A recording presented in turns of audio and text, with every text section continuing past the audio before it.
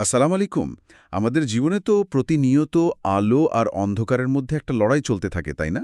মনে হয় যেন দুটো শক্তি সবসময় আমাদের টানছে। প্রশ্নটা হলো, এই লড়াইয়ে জেতার উপায়টা কি? কিভাবে নিশ্চিত হওয়া যায় যে আমরা অন্ধকারের দিকে না গিয়ে আলোর পথেই থাকব? আজ আমরা এই গভীর প্রশ্নেরই উত্তর খোঁজার চেষ্টা করব। আর সেটা পবিত্র কোরআনের একটি অসাধারণ আয়াতের মধ্যে। সূরা আল বাকারার ২৫৭ নম্বর আয়াত। আমাদের আজকের মিশন হলো এই আয়াতটিকে একদম ভেঙে চুরে এর ভেতরের মূল বার্তাটা বের করে আনা। ওয়ালাইকুম আসসালাম। দারুণ একটা প্রশ্ন দিয়ে শুরু হলো আজকের আলোচনা। আসলেই এই আয়াতটি ঠিক এই লড়াইয়ের কথাই বলে। আর এটা কোনো সাধারণ বর্ণনা নয়, বরং মানুষের জীবনের সবচেয়ে বড় যে রূপান্তর, তারই একটা রোডম্যাপ বলা যেতে পারে। এখানে এই যে আলো আর অন্ধকার, এগুলো কিন্তু শুধু বাইরের কিছু না। এগুলো আমাদের ভেতরের অবস্থা, আমাদের মানসিক শান্তি, আমাদের দ্বিধা, আমাদের আশা আর হতাশা, সবকিছুর প্রতীক। চলুন এই রোডম্যাপটা আজ একটু ভালো করে দেখা যাক। তাহলে আর দেরি কেন?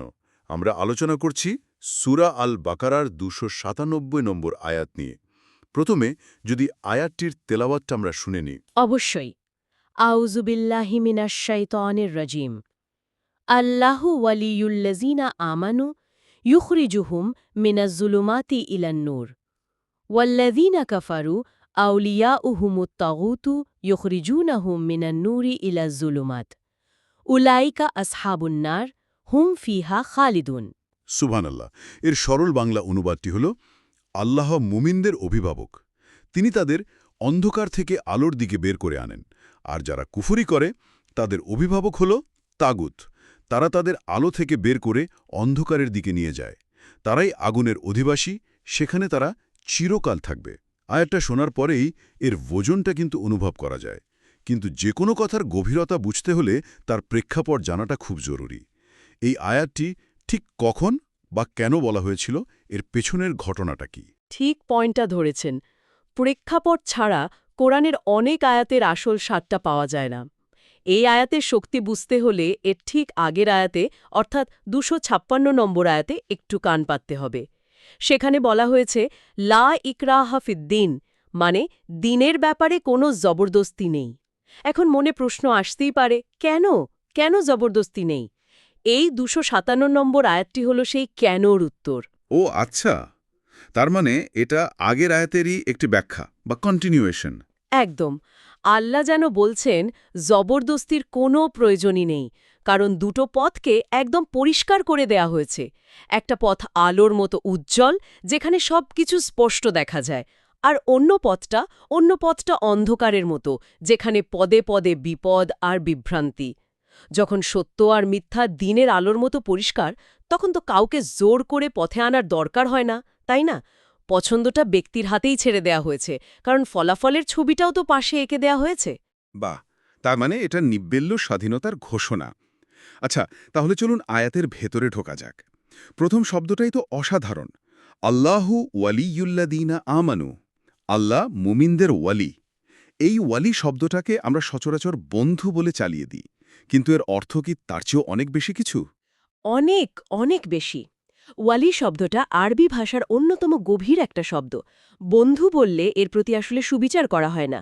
ওয়ালি হলেন এমন একজন যিনি শুধু বন্ধুই নন, তিনি অভিভাবক, সংরক্ষক, সবচেয়ে কাছের আপনজন এবং সবচেয়ে বড় দায়িত্বশীল, যিনি প্রেমময় এবং যিনি তার আশ্রিতের জীবনের সমস্ত দায়িত্ব নিজের কাঁধে তুলে নেন। ভাবুন তো একবার, যার জীবনে আর কোনো সহায় নেই, স্বয়ং বিশ্বজগতের সৃষ্টিকর্তা তার ওয়ালি হয়ে যান। এর মানে হল, একজন মুমিন যখন আল্লাহর ওপর পূর্ণ আস্থা রাখে, তখন তার জীবনের সুরক্ষা, হেদায়েত, সাফল্য সবকিছুর দায়িত্ব আল্লাহ নিজে গ্রহণ করেন। এর চেয়ে বড় নিশ্চয়তার কি হতে পারে? এটা তো একটা অবিশ্বাস্য আশ্বাস। আচ্ছা, এই যে অভিভাবক আমাদের অন্ধকার থেকে আলোতে আনেন, এখানে একটা ভাষাগত ব্যাপার আমার চোখে পড়েছে। অন্ধকার শব্দটা ব্যবহার হয়েছে বহু বচনে, জুলুমাত, কিন্তু আলো শব্দটা এক বচনে, নূর। এটা তো নিশ্চয়ই কোনো কারণ ছাড়া নয়। নিশ্চয়ই কারণ আছে, এবং এটাই কোরআনের ভাষাগত অলৌকিকতা। জুলুমাত বা অন্ধকারকে বহুবচনে রেখে বোঝানো হচ্ছে যে মিথ্যার পথ অসংখ্য। পথভ্রষ্ট হওয়ার রাস্তা একটা নয়, হাজারটা। যেমন শিরক বা অংশীবাদ এক ধরনের অন্ধকার, নাস্তিকতা বা অবিশ্বাস আরেক ধরনের অন্ধকার, কুসংস্কার, লোভ, হিংসা, অহংকার, হতাশা, পাপাচার এই সবগুলোই কিন্তু আলাদা আলাদা অন্ধকার। প্রতিটাই মানুষকে ভিন্ন ভিন্ন চোরাগলিতে হারিয়ে দেয়। কিন্তু সত্যের পথ মানে আল্লাহর দেখানো পথ সেটা কেবল একটাই। সেখানে কোনো শাখা প্রশাখা নেই, কোনো দ্বিধা নেই, তাই তা এক বচনে নূর। আল্লাহ মুমিনদেরকে এই হাজারো বিভ্রান্তির অন্ধকার থেকে বাঁচিয়ে সেই এক ও অদ্বিতীয় সরল আলোকিত পথে তুলে আনেন। তার মানে সত্য এক এবং অভিন্ন, আর মিথ্যা বহুধা বিভক্ত। দারুণ একটা ধারণা। কিন্তু এখানে আমার একটা খটকা লাগছে। আয়াতের দ্বিতীয় অংশে বলা হচ্ছে তাগুত নাকি মানুষকে আলো থেকে বের করে অন্ধকারের দিকে নিয়ে যায়। মানুষ যদি জন্মগতভাবে অন্ধকারেই থাকে, তাহলে আলো থেকে বের করে আনার অর্থ কি? চমৎকার প্রশ্ন। আর এখানে ইসলামের একটি মৌলিক ধারণা চলে আসে, যা হল ফিতরাত। ইসলাম বলে প্রতিটি শিশু তার জন্মলগ্নে এক ধরনের বিশুদ্ধ প্রকৃতি বা ফিতরাত নিয়ে পৃথিবীতে আসে। তার ভেতরে সত্যকে চেনার এবং গ্রহণ করার একটা সহজাত আলো বা প্রবণতা থাকে। এটাই তার জন্মগত নূর। কিন্তু এরপর কি হয়? তার পরিবার, তার সমাজ, তার চারপাশের পরিবেশ, শয়তানের প্ররোচনা, ভুল আদর্শ, কোরআন এই সবগুলোকে একসাথে বলছে তাগুত। তারা তাকে সেই ফিতরাতের আলো থেকে ধীরে ধীরে বের করে আনে। তাকে শেখানো হয় ভুল বিশ্বাস, তার মনে ঢুকিয়ে দেওয়া হয় সংশয়, তাকে লোভ দেখানো হয় পাপের। এভাবেই সে তার ভেতরের আলো হারিয়ে ফেলে এবং জুলুমাত বা বহুবিধ অন্ধকারে ডুবে যায়। ও আচ্ছা, তাগুত শব্দটা তাহলে শুধু শয়তানকে বোঝাচ্ছে না, এর পরিধি আরও বড়। হ্যাঁ, এর পরিধি আরও অনেক ব্যাপক। তাগুত হল এমন সবকিছু যা আল্লাহর অবাধ্যতার দিকে ডাকে এবং যার উপাসনা বা অনুসরণ করা হয়। এটা হতে পারে কোনো স্বৈরাচারী শাসক, কোনো ভ্রান্ত মতাদর্শ, সমাজের কোনো প্রতিষ্ঠিত কুপ্রথা, মিডিয়ার ভুল প্রচারণা, এমনকি মানুষের নিজের লাগাম ছাড়া প্রবৃত্তি বা নফসও এক ধরনের তাগুত হতে পারে। যা কিছুই মানুষকে আল্লাহর পথ থেকে সরিয়ে দেয় তাই তাগুত। আজকের দিনের বাস্তব উদাহরণ কি হতে পারে? এই আলো থেকে অন্ধকারে যাওয়ার প্রক্রিয়াটা ঠিক কিভাবে কাজ করে? একটা খুব শক্তিশালী উদাহরণ দিই, যা হয়তো আমাদের সবার অভিজ্ঞতার মধ্যেই আছে। ভাবুন সোশ্যাল মিডিয়ার কথা। একজন তরুণ হয়তো নিশ্চুক বিনোদনের জন্য বা নতুন কিছু জানার আগ্রহ নিয়ে স্ক্রল করা শুরু করল। এই আগ্রহটা কিন্তু এক ধরনের আলো। কিন্তু সোশ্যাল মিডিয়ার অ্যালগোরিদম ডিজাইন করা হয়েছে এনগেজমেন্ট বাড়ানোর জন্য, তাই না? রাইট। ও অ্যালগোরিদম দেখল বিতর্কিত বা চরমপন্থী কন্টেন্টে মানুষ বেশি প্রতিক্রিয়া দেখায়। তখন সে ধীরে ধীরে তাকে ওই ধরনের কন্টেন্টই বেশি দেখাতে শুরু করে। সাধারণ কৌতূহল থেকে ব্যাপারটা গড়ায় তীব্র মতাদর্শে, তারপর হয়তো ষড়যন্ত্র তত্ত্বে এবং শেষে ঘৃণা বা চরমপন্থার মতো এক গভীর অন্ধকারে। পুরো যাত্রাপথে সে হয়তো বুঝতেই পারল না যে একটা অদৃশ্য শক্তি বা তাগুত তাকে তার সাধারণ অবস্থা থেকে কোথায় নামিয়ে এনেছে। যা আলো মনে হয়েছিল তাই অন্ধকারের প্রবেশপথ হয়ে গেল। এটা তো ভয়ঙ্কর একটা চিত্র, কারণ পুরো প্রক্রিয়াটা এতটাই সূক্ষ্ম যে ব্যক্তির নিজেই টেরই পায় না। আচ্ছা, এই যে আলো অন্ধকারের রূপক, এর কি কোনো বৈজ্ঞানিক বা মনস্তাত্ত্বিক ভিত্তি আছে, নাকি এটা কেবলই একটি কাব্যিক তুলনা? না, এর বেশ শক্তিশালী বৈজ্ঞানিক ভিত্তিও খুঁজে পাওয়া যায়, যা এই রূপকটিকে আরও অর্থবহ করে তোলে। মনোবিজ্ঞানের কথাই ধরুন। এটা তো প্রমাণিত যে আলো, বিশেষ করে সূর্যের আলো, আমাদের মস্তিষ্কে সেরোটোনিনের মতো ভালো লাগার হরমোন নিঃসরণ বাড়ায়, যা আমাদের মনকে প্রফুল্ল রাখে, ডিপ্রেশন কমায়। অন্যদিকে দীর্ঘ সময় অন্ধকারে থাকা বা আলোর স্বল্পতা মানুষের মধ্যে ভয়, উদ্বেগ আর হতাশার জন্ম দেয়। সিজনাল এফেক্টিভ ডিসঅর্ডার বা স্যাড তো এর সবচেয়ে বড় উদাহরণ। এখন আয়াতের দিকে তাকান। ঈমানকে বলা হচ্ছে আলো। আধুনিক গবেষণা বলছে বিশ্বাস বা ঈমান মানুষের মধ্যে আশা বা হোপ জাগিয়ে রাখে, জীবনের একটা অর্থ খুঁজে দেয় এবং মানসিক চাপ মোকাবেলায় অসাধারণ শক্তি যোগায়। একজন বিশ্বাসী মানুষ যখন জানে তার একজন ওয়ালি আছেন, তখন চরম বিপদেও সে পুরোপুরি ভেঙে পড়ে না। এটাই তো ঈমানের মনস্তাত্ত্বিক আলো। মনোবিজ্ঞানের ব্যাখ্যাটা তো খুবই যৌক্তিক, কিন্তু পদার্থবিজ্ঞানের দৃষ্টিকোণ থেকেও নাকি একটা ব্যাখ্যা আছে। আমি শুনেছি লেজার রশ্মির সাথে তুলনা করা হয়। সত্যি বলতে এটা কি একটু বেশি টানা ব্যাখ্যা হয়ে যায় না? হ্যাঁ, আপনার প্রশ্নটা খুবই সঙ্গত। এটা সত্যি যে কোরআন কোনো পদার্থবিজ্ঞানের বই নয়, তবে এর উপমাগুলো অনেক সময় আধুনিক বিজ্ঞানের ধারণার সাথে মিলে যায়। দেখুন, এটা আক্ষরিক প্রমাণ নয়, বরং একটি চিন্তার খোরাক। একটি লেজার রশ্মির বৈশিষ্ট্য কি? এটি একরঙা, একমুখী এবং অত্যন্ত ফোকাসড বা সুশৃঙ্খল। এটি সরল রেখায় চলে। এই ধারণাটা ইসলামের সিরাতুল মুস্তাকিম বা সরল পথের ধারণার সাথে প্রতীকীভাবে মিলে যায়। অন্যদিকে অন্ধকার কি?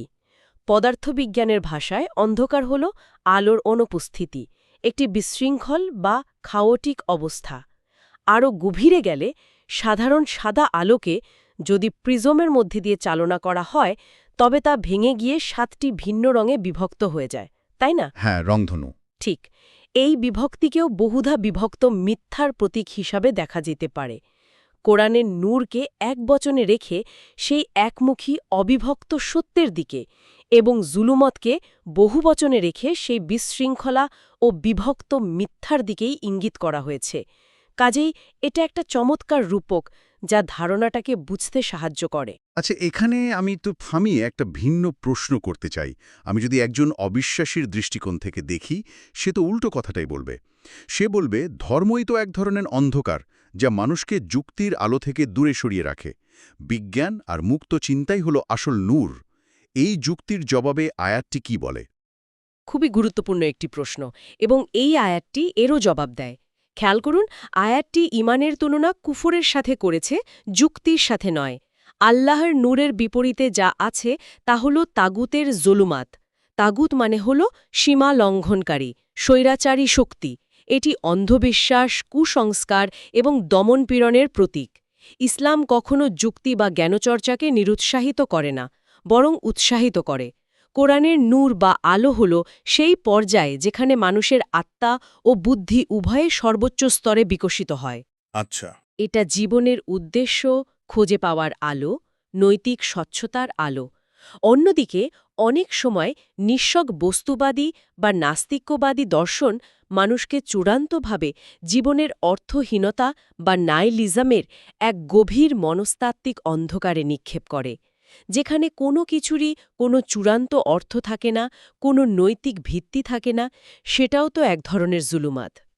তাই লড়াইটা বিশ্বাস বনাম যুক্তির নয়, লড়াইটা হল অর্থপূর্ণতা ও নৈতিক স্বচ্ছতার আলো বনাম অর্থহীনতা ও বিভ্রান্তির অন্ধকারের।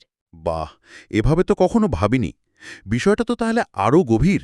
তাহলে এই পুরো আলোচনা থেকে আমাদের জন্য মূল বার্তাটা কি দাঁড়ালো? আমরা আমাদের জীবনে ঠিক কোন জিনিসটা ধারণ করব? তার মানে পুরো আলোচনাটাকে যদি একটা মূল ধারণায় নিয়ে আসি, তাহলে বিষয়টা এমন দাঁড়ায়, আমাদের জীবনের সবচেয়ে বড় এবং সবচেয়ে গুরুত্বপূর্ণ সিদ্ধান্ত হল আমরা কাকে আমাদের ওয়ালি বা অভিভাবক হিসেবে বেছে নিচ্ছি। এই একটি সিদ্ধান্তই নির্ধারণ করে দেয় আমাদের বাকি সবকিছুর গতিপথ। আমরা কি আল্লাহর অভিভাবকত্ব গ্রহণ করব, যিনি আমাদের হাজারো বিভ্রান্তির অন্ধকার থেকে বের করে একটি সরল আলোকিত পথে নিয়ে যাবেন? নাকি আমরা তাগুত, অর্থাৎ আমাদের প্রবৃত্তি, সমাজ বা অন্য কোনো ভ্রান্ত আদর্শকে অভিভাবক বানাবো, যা আমাদের সহজাত আলো থেকে বের করে অগণিত অন্ধকারের গোলকধাঁধায় হারিয়ে দেবে? তার মানে আমাদের কাজ হাজারটা অন্ধকারের সাথে একা একা লড়াই করা নয়, বরং আলোর মূল উৎসের সাথে নিজেকে জুড়ে দেওয়া। একদম। মূল ফোকাসটা এখানেই। আপনি যখন আলোর উৎসের সাথে জুড়ে যাবেন, তখন অন্ধকার এমনিতেই দূর হয়ে যাবে। আপনাকে আর প্রতিটি অন্ধকারের সাথে আলাদা করে লড়তে হবে না। আল্লাহর অভিভাবকত্ব গ্রহণ করা মানে সেই আলোর সাথে নিজেকে সংযুক্ত করা। তাই আমাদের প্রতিদিন নিজেকে প্রশ্ন করা উচিত, আজ আমার সিদ্ধান্তগুলো কে নিচ্ছে? আমার ওয়ালি কে, আল্লাহ নাকি অন্য কিছু? এই আত্মজিজ্ঞাসাই আমাদের পথে রাখবে। আর যারা ইতোমধ্যে আলোর পথে আছেন, তাদের জন্য আত্মতুষ্টির সুযোগ নেই, কারণ তাগুত সবসময় প্রস্তুত থাকে সেই আলো থেকে টেনে বের করে আনার জন্য। অসাধারণ। তাহলে দিনের শেষে আমাদের মূল প্রশ্নটার উত্তর পাওয়া গেল। আলো আর অন্ধকারের লড়াইয়ে জেতার উপায় হল সঠিক অভিভাবক বেছে নেওয়া। এই একটি সিদ্ধান্তই সবকিছুর সমাধান। ঠিক তাই। আর সব শেষে এই আয়াত আমাদের জন্য আরেকটি চিন্তার খোরাক রেখে যায়, যে নিজে আলোর সন্ধান পেয়েছে তার দায়িত্ব কিন্তু সেখানেই শেষ হয়ে যায় না। এখন প্রশ্ন হল, আমরা নিজেরা আলোর পথে চলার পাশাপাশি আমাদের চারপাশের মানুষদের জন্য কিভাবে সেই আলোর একটি উৎস হতে পারি? যারা হয়তো এখনও কোনো না কোনো অন্ধকারে পথ হাতড়ে বেড়াচ্ছে। তাদের জন্য আমরা কিভাবে একটি বাতি ঘর হতে পারি, এই ভাবনাটা আমাদের সবার জন্য রইল। আমরা সবাই আল্লাহর কাছেই দোয়া করি, হে আল্লাহ, আমাদের সব ধরনের অন্ধকার থেকে বের করে আপনার নূরের পথে পরিচালিত করুন। আমিন।